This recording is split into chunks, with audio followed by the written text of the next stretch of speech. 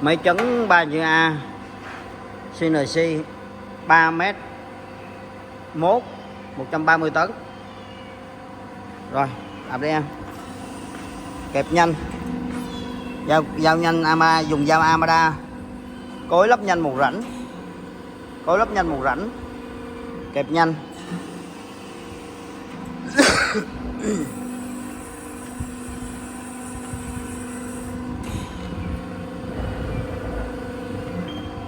Có lập trình mô phỏng nha, lập trình xong nó sẽ mô phỏng cho mình hình chấn nha,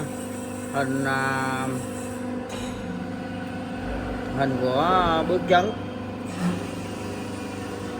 hình của sản phẩm.